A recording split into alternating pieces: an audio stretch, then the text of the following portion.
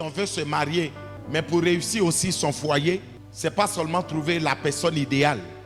Tu peux trouver la personne idéale, mais ne pas vivre l'idéal dans ton foyer. Pourquoi? Chaque fois que les blessures vont ressurgir, je vous ai dit qu'une personne blessée finit par blesser son environnement. Tu as l'homme idéal, mais tu n'as pas été guéri. Donc ce que tu dégages de toi, c'est le négatif. Tellement que tu es intoxiqué, tu intoxiques les autres. Donc l'homme idéal, tu peux le changer, tu peux le transformer, tu peux le façonner en une autre personne sans t'en rendre compte. C'est pourquoi il y en a qui diront, mais au début, tu acceptais, tu étais bien. Est-ce que tu considérais ces choses-là? Mais pourquoi, après 5 ans de mariage, de 10 ans de mariage, 15 ans, 20 ans de mariage, tu ne veux plus accepter ces choses? Si, parce que la patience de ce dernier a une limite. Il peut supporter pendant un temps, mais il supporte pour que tu guérisses. Mais quand tu ne guéris pas, tu seras tenté à refaire toujours les mêmes choses. Mais arrivé à un certain moment, tu peux même blesser la personne. Elle peut ne plus supporter parce que ce n'est pas ce qu'elle veut. Tu as changé, hein? Oui, mais en réalité, c'est toi qui l'as changé par tes blessures. 3 périodes très importantes. Regardez, la première période où commencent les blessures, c'est avant la naissance. Luc 1, le verset 44. Aussitôt que la voix de ta salutation a frappé mon oreille, l'enfant a tressailli d'allégresse dans mon sein.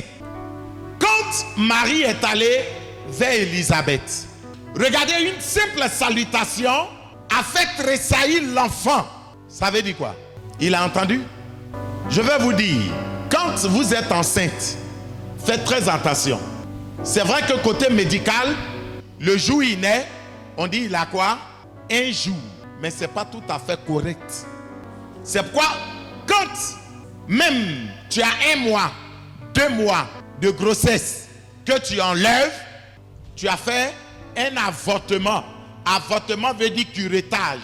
Curettage veut dire que tu as tué quelqu'un. Tu as assassiné. Mais pourquoi déjà à l'âge de 2 mois, on dit qu'on a tué quelqu'un? Parce que 1 mois, 1 jour même de grossesse, c'est la vie qui est là. Donc ce n'est pas parce que l'enfant n'est pas encore sorti qu'il n'est pas enfant. Donc dans le sein de la mère, l'enfant entend. C'est quoi le plus souvent nous vous recommandons? Quand c'est comme ça, apprenez à imposer les mains et déjà à proclamer des paroles sur la vie de cet enfant. N'attendez pas qu'il vienne d'abord, mais déjà dans votre sein, commandez ce que tu veux que ton enfant devienne. Avec la grâce de Dieu, parle, commence là-bas. Ne crache pas seulement. Parce que tout ce qu'on dit, tout ce qu'on fait, l'enfant est influencé par ça. Quand vous mettez vos femmes enceintes là, les hommes, créez un environnement sain pour ces femmes. Mais si elle est enceinte et puis ce n'est que des disputes, ça influence l'enfant. Tu es enceinte. Pourquoi tu es enceinte? Ah, moi je n'ai pas désiré, hein? Ah, enfant non désiré. Mais l'enfant entend et chaque fois, il y a des attitudes qui accompagnent ces paroles. Mais ça influence la croissance même de l'enfant. On dit, mais l'enfant, il est né, il est dans son coin. Parce que depuis même la grossesse, il y a problème. C'est des histoires, c'est des complications par-ci, par-là. Évitez de faire des prières plus tard. Des prières de combat, des intercessions en un point fini. Oh Seigneur, arrache mon enfant là, il est gâté. Commence au début. Qu'on ne mette pas au monde un délinquant, un voyou, un frustré. Lorsque chaque fois on chante, tu es un enfant non désiré. Moi, mais il n'était pas voulu. Hein, tu es venu gâcher ma vie. Tu es venu bloquer mon évolution. On t'a envoyé. Ça fait que l'enfant naît dans un environnement d'insécurité. Pendant la grossesse, l'enfant sent et il enregistre ce qui s'est fait. Ah, le monde est dur. Ah, mon fils, toi, façon tu viens là. C'est compliqué. Tu vas faire 13 mois de grossesse. Tu frappes ton enfant, bête là. Tu es bête. C'est quel enfant ça? C'est ton enfant. Enfant de bête, c'est bête. Et puis il y a des parents même qui vont loin. Mouton. L'enfant, il grandit. Et puis il a le comportement des moutons. Tu dis, mais c'est pour venir au pasteur. Je ne comprends pas l'attitude de mère. Remonte dans le passé. La mort et la vie sont au pouvoir de notre langue. Deuxième période, pendant laquelle il peut avoir des blessures, ne permet pas à quelqu'un de prendre soin mieux soin de tes enfants que toi-même. Ne permets pas à quelqu'un d'encourager plus tes enfants que toi-même. C'est pas son enfant, c'est ton enfant. C'est pourquoi on dit quoi? L'âge de vulnérabilité de l'enfant commence de 0 à 7 ans. Parce que c'est là-bas que tout son système immunitaire se constitue. S'il sera fort, c'est là-bas. S'il sera puissant, c'est là-bas. S'il sera résistant, c'est là-bas. Pendant l'âge de l'enfance, là, faites attention. Nous parlons de la guérison de l'âme. Parce que nous voulons grandir de ce qui nous fait souffrir. 1 Samuel 17, le verset 33. On est formé depuis la jeunesse à quelque chose. C'est pourquoi la Bible instruit l'enfant pendant qu'il est enfant, petit. Et quand il grandira, il ne s'en détournera pas. Ça veut dire quoi? La sémence que tu as mise à l'enfant, c'est cette sémence-là qui lui donnera plus tard, quand il deviendra adulte, d'agir. Il dit parce que les pensées de l'homme sont mauvaises depuis où? Sa jeunesse. Ses pensées ont été déjà corrompues. C'est pourquoi regardez un peu aujourd'hui ce qui influence. Ça influence mieux la jeunesse. Le diable connaît ce principe. C'est pourquoi il ne joue pas avec la jeunesse. Parce que souvent on dit quoi? Au niveau de la jeunesse, il y a l'insouciance. On n'arrive pas à mieux peser le pour et le contre. C'est quand ils mettent le doigt au feu, ça les brûle. Ma maman avait raison. Toi, tu viens de net, on te parle, tu ne comprends pas. Maintenant, ce qui blesse l'enfant dans la période de la jeunesse. 1. Les injures. Quand l'enfant, il est encore petit, et puis vous le bombardez d'injures, ça crée les blessures. Si l'enfant a mal fait, remplacez les injures par les remarques. Si vous voulez passer votre temps à les injurier, mais ils deviendront vos injures. Les paroles là, c'est un pouvoir, c'est une puissance. Faisons attention à nos paroles. Oh, les injures, c'est des paroles. Est-ce que nous sommes obligés d'insulter? Souvent, tu veux faire mal, mais tu ne feras pas seulement que mal à son physique, mais tu touches son âme. Deuxième élément, l'humiliation et l'abaissement. Tu es moche. L'enfant a tendance à se créer un masque derrière lequel il se cache. Regardez souvent les jeunes filles. Ah, Poutou, ah, Poutou. Si elles n'acceptent pas ça, ça sera difficile pour elles d'aller à l'école. Quand on dit, mais va à l'école, dit, maman, je ne vais plus à l'école. Pourquoi? Mes amis se moquent de moi. On m'humilie chaque fois parce que je suis grosse. Parce que j'ai un gros nez ou bien une grosse tête.